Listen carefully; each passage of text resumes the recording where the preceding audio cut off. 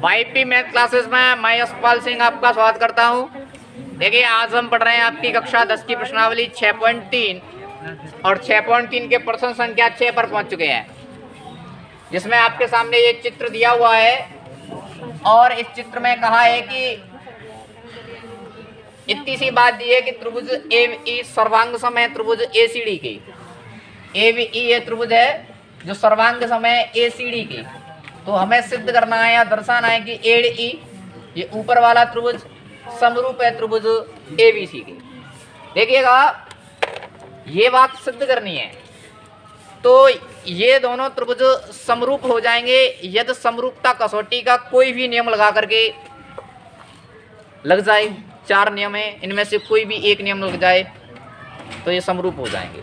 अच्छा देखो, मैं थोड़ा सा इधर पहले आपको कुछ बताऊं। करना क्या है हमको, एडी समरूप दिखाना है गाय के एबीसी के, यदि इनकी संगत भुजाओं का कैसा अनुपात कैसा हो, समान।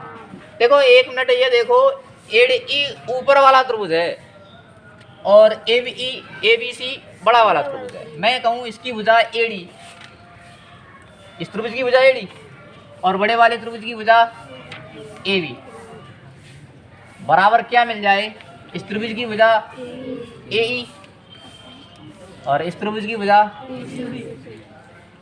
एसी मिल जाए। क्या मिल जाए, एसी मिल जाए। तो ये त्रिभुज कैसा हो जाएगा, समरूप हो जाएगा। और ए कोण हमें दिख रहा है, दोनों में कैसा होगा, ओमेनेस्ट होगा। छोटे वाले त्रिभुज में भी ए आ रहा है और बड़े वाले में भी आ रहा है। कैसे करेंगे वो अभी आएगी बात, लेकिन ये देख लो इतना सी कि ये काम करना होगा हमें, है ना, ये काम करना होगा। तो देखो हल में देखें, हमें दिया क्या है, हमें ये दिया है कि त्रिभुज एबी तो सर्वांग सम है एसीडी की, और सर्वांग सम त्रिभुजों की संगत भुजाएं समान होती हैं। सर्वांग सम त्रिभुजों की संगत भुजाएं समान होती हैं।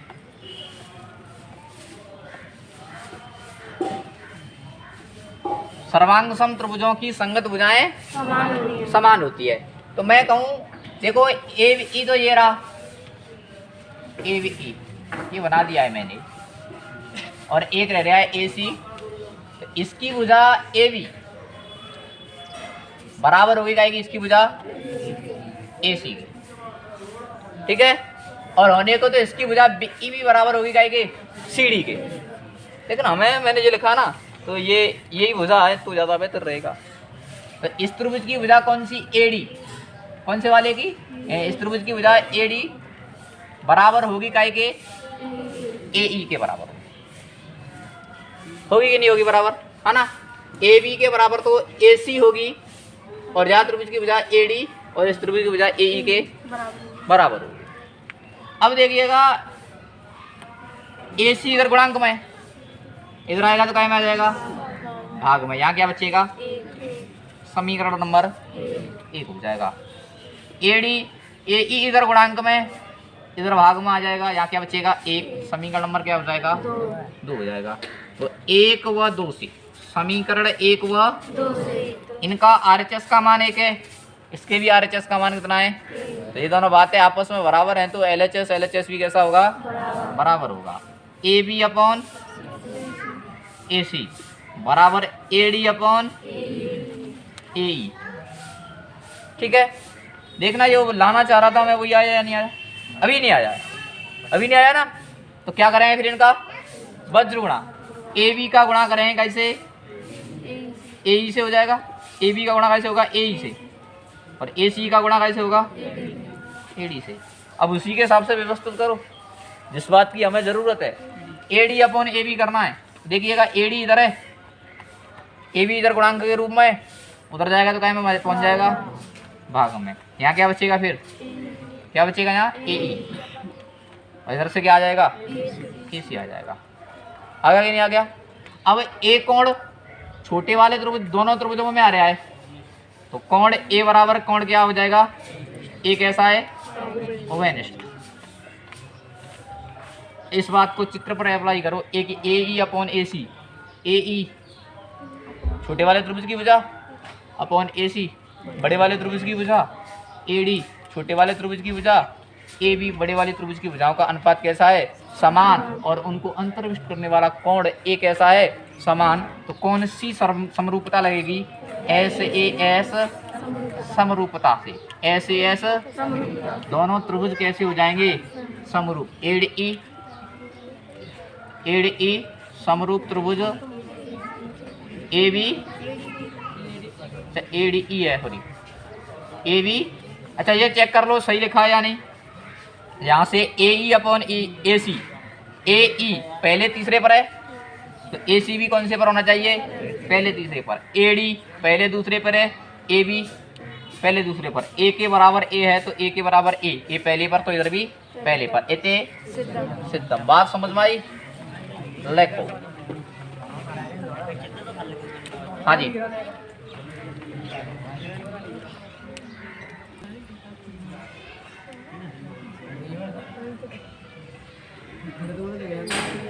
देखिएगा प्रश्न संख्या 7 चित्र दिया हुआ है, बाद में लिख लेना, पहले समझो। कहा है कि एडी व शीर्ष लंब हैं। एडी ये लंब का मतलब यहाँ 90 डिग्री का कोण बन रहा है और एई यहाँ कितने डिग्री का कोण बनेगा? 90 डिग्री का कोण बनेगा। शीर्ष लंब बोला गया है और इतनी सी बात सिद्ध करने को कही है। तो ये तो हम एक एक करके सिद्ध करेंगे सबको। देखो हल में पहला क्या दिया हुआ है? पहले को ही देखें। त्रिभुज ए ई पी, अरे समरूप तो सिद्ध करना है। हम इन दोनों त्रिभुजों में बात करेंगे, इन दोनों त्रिभुजों में। तो पहले ढूंढो ये त्रिभुज है का ए ई पी। अरे रुको ऐसे क्या हो, यही होगा ना ए ई पी और सी डी पी। तो सी डी ये दोनों त्रिभुज समरूप त्रिभुज सिद्ध करने हैं मेरे को। इधर देखो, अरे बात है नहीं, थोड़ा सा ध्यान दो बस, हो जाएगा क्लियर। इतना कठिन नहीं है, थोड़ा सा देख लो बस। अच्छा देखो, एक तो यह त्रिभुज बन रहा है जो मैंने अभी हाल ब्लैक से बनाया है और ये ऊपर एक बन रहा है। तो देखिए ये इधर 90 का है तो कोण भी तो इधर भी 90 का होगा। तो एक कोण इसका कोण 90 डिग्री का और एक कोण इसका 90 डिग्री का बराबर हुए ना। इस कोण को मैं क्या लिखूंगा? ए ई पी, कोण ए ई। और इस कोण को क्या लिख दूंगा? C D. कितने डिग्री के हो गए ये? 90 डिग्री के हो गए।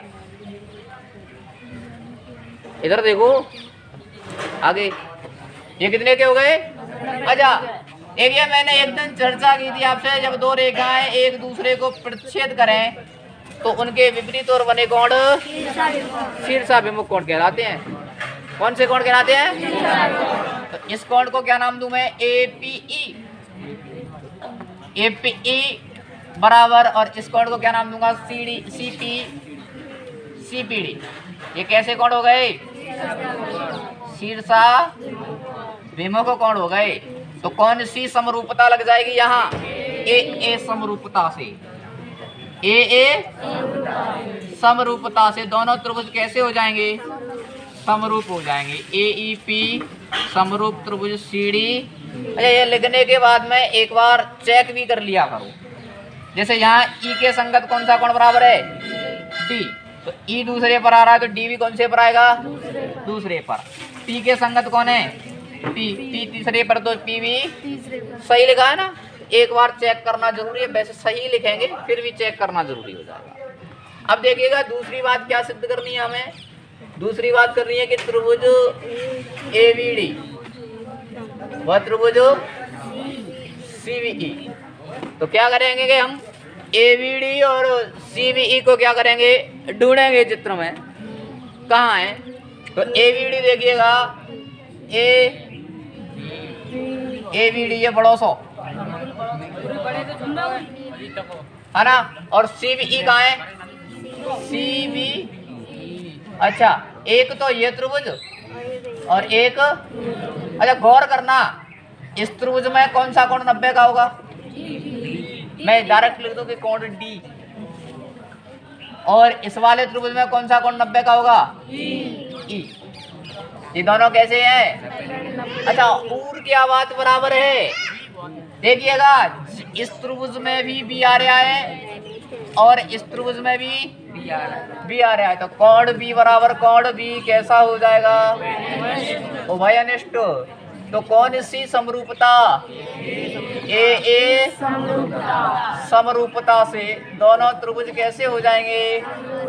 समरूप हो जाएंगे। ए बी डी समरूप त्रिभुज सी बी। अच्छा देखिएगा सही लिखा है या नहीं, ये चेक करो।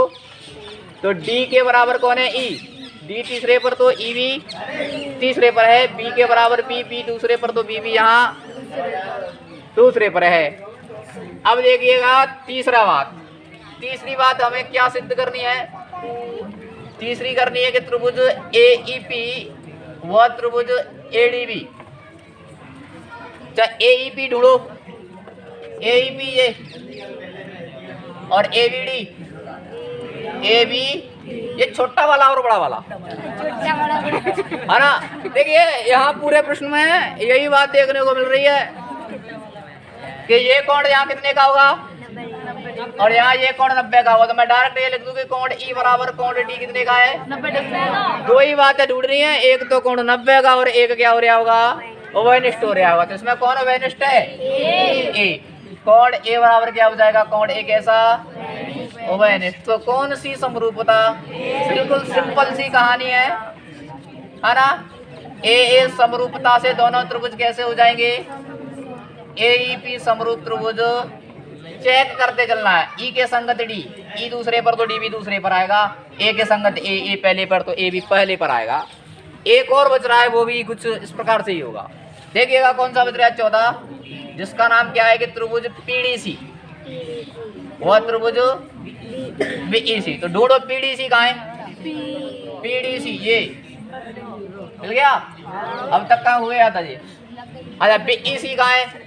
बीईसी ये ऊपर छोटा वाला और बड़ा वाला है ना। तो छोटे वाले में कौन सा कोण समकोण है? डी।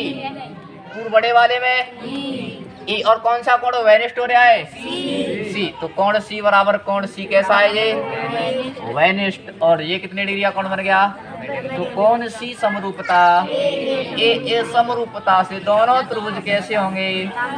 समरूप होंगे। अच्छा जी है ना। चेक कर लेंगे। डी के बराबर ई, डी दूसरे पर है तो ई भी दूसरे पर। सी के अच्छा प्रश्न कंप्लीट नहीं हुआ है। बातें करने की किसने करी? तुम्हें बातें मत किया करो। उम्मीद है सबको समझ में आया होगा। ये देखो देखिएगा प्रश्न संख्या 8 और 8 में कहा गया है समांतर चतुर्भुज ABCD। चित्र नहीं दिया है चित्र। अच्छा हेलो बात हो गई, थप्पड़ पड़ जाएगा इसे। इधर देखिएगा 8वें प्रश्न में कहा गया है कि समांतर चतुर्भुज ABCD। कौन समांतर चतुर्भुज है? ABCD। अब आगे कहा गया है, देखो ये चित्र दिया नहीं है, समझो चित्र कैसे बना रहे हैं, नहीं प्रश्न ही नहीं कर पाओगे। ABCD समांतर चतुर्भुज है जिसकी बढ़ाई गई भुजा AD पर एक बिंदु E इस प्रकार स्थित है। नीचे बनाना पड़ेगा थोड़ा, ED को बढ़ा रहे हैं। देखिएगा ABCD एक समांतर चतुर्भुज है जिसकी बढ़ाई गई भुजा AD पर, यानी कि AD को क्या किया गया है? बढ़ाया गया है और आगे पूरा आगे बढ़ाया गया है AD को बढ़ाई गई भुजा AD पर स्थित E एक बिंदु है, यानी ये भुजा बढ़ाई है तो इस पर क्या है? E एक बिंदु स्थित है। अब आगे क्या कहा गया है? आगे कहा है कि BE भुजा CD को F पर प्रतिच्छेद करती है। BE भुजा कहाँ बन रही है? ये BE भुजा CD को F पर प्रतिच्छेद करती है। तो दर्शाइए कि, तो हमें दिया गया है यहाँ पहले हमें इतना सा ही दिया है कि ABCD एक समांतर चतुर्भुज है। कैसा चतुर्भुज है? समांतर चतुर्भुज है। तो दर्शाना है, क्या दर्शाना है? ABE समरूप त्रिभुज CFB होगा। अच्छा, अब देखिएगा, पुनः देखो पूरी बात। एक आ गया है कि ABCD एक समांतर चतुर्भुज है जिसकी भुजा AD को आगे बढ़ाया गया है, यहाँ पर E अंकित कर दिया है। फिर BE भुजा है, ये BE भुजा बनाई जो CD को F पर प्रतिच्छेद करती है। तो सिद्ध क्या करना है कि त्रिभुज ABE, देखो ABE क्या हो रहा है, ये बड़ा वाला त्रिभुज, ये त्रिभुज समरूप सिद्ध करना है कि CBF के, इस त्रिभुज के समरूप सिद्ध करना है। ये बड़ा वाला और ये छोटा वाला, दोनों त्रिभुज कैसे करने हैं? हमें समरूप सिद्ध करने हैं। तो हल में बात करें, हम इन दो त्रिभुजों में देखेंगे, कोई भी दो कोण बराबर ढूंढ लेंगे। बराबर कोण ढूंढने के पश्चात हम कह देंगे कि ए समरूपता से दोनों त्रिभुज कैसे हैं? समरूप है। गौर से देखना ये कोण बराबर कैसे हो रहे हैं। पहले समरूप करने के लिए ये ध्यान रखना है, चित्र अपने दिमाग में बनाना है कि कौन सा चित्र है, एक तो ये और एक ये। अच्छा ये बताओ, कक्षा 8 में पढ़ के आए हैं कि समांतर चतुर्भुज के सम्मुख कोण समान होते हैं। आज ये पीछे से जो भाई साहब लिख रहे हैं समझ लो, बाद में लिख लेना, समझना जरूरी है पहले। समझना जरूरी है, अन्यथा 150 रुपए की 500 का आएगी, उसमें सब कुछ लिखा हुआ है, मेरी जरूरत नहीं पड़ेगी, ले आना मार्केट से। अच्छा 120 की आती है और कम कर दिया है ना? अच्छा इधर आ जाओ अब सभी लोग। अरे बंद करो, अब शांत नहीं होंगे।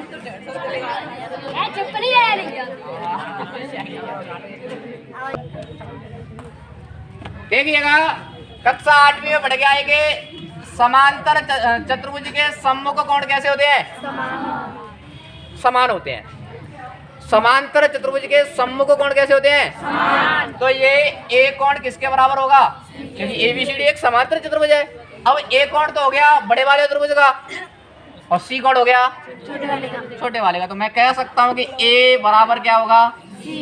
मैं कोष्टक में कारण बताना होता है कि क्यों बराबर हैं। तो समांतर चतुर्भुज के सम्मुख कोण है जी। कैसे कोण है? सम्मुख कोण है। बात समझ में आएगी? तो एक तो ये बड़े वाले त्रिभुज का कोण हो गया और एक छोटे वाले त्रिभुज का कोण हो गया, ये आपस में बराबर हो गए। एक और कौन सा कोण बराबर होगा? कौन सा विद्यार्थी बताएगा? बी वेनिस्ट है। शाबाश। देखिएगा बी इस त्रिभुज में आ रहा है, छोटे व बड़े वाले में, और ये भी ओवेनिस्ट कहाँ से हो गया? ओवेनिस्ट का अर्थ क्या होगा? कोण ई बराबर कौन सा? F B C. हाँ, इसके बराबर कौन सा होगा? ई। बहुत अच्छी। क्यों? एकांतर कोण। देखिएगा ये दोनों रेखाएं समांतर चतुर्भुज का है, तो ये दोनों रेखाएं कैसी होंगी? समांतर। जब दो समांतर रेखाओं को एक तिर्यक रेखा काटती है तो उनके विपरीत और बने कोण एकांतर कोण कहलाते हैं। तो देखिए इस रेखा के इधर बन रहा है ये कोण, ये कोण बराबर होगा काहे के? इस कोण के। तो इस कोण को नाम क्या दूं? ABE में तो E, और इस कोण को क्या नाम दूंगा? CBF लिखूं। बी तो पूरा बन रहा ना, CBF। कैसे कोण हो गए ये? एकांतर कोण। तो एकांतर कोण हो गए तो कौन सी समरूपता? ए समरूपता। कौन सी समरूपता? तो दोनों त्रिभुज कैसे हो जाएंगे? समरूप हो जाएंगे। कैसे हो जाएंगे? अच्छा देखिए, चेक करो पहले सही लिखा है या नहीं। अच्छा मैंने लिखा तो सही लिखा होगा। हाँ, ए के संगत C है, ए पहले पर तो C भी, यहाँ से E के संगत कौन बन रहा है? B। E तीसरे पर है तो B भी तीसरे पर। इति सिद्धम। बात समझ में आई? लेखो। और वीडियो को देखने वाले वीडियो को लाइक जरूर किया करें। धन्यवाद आज के लिए।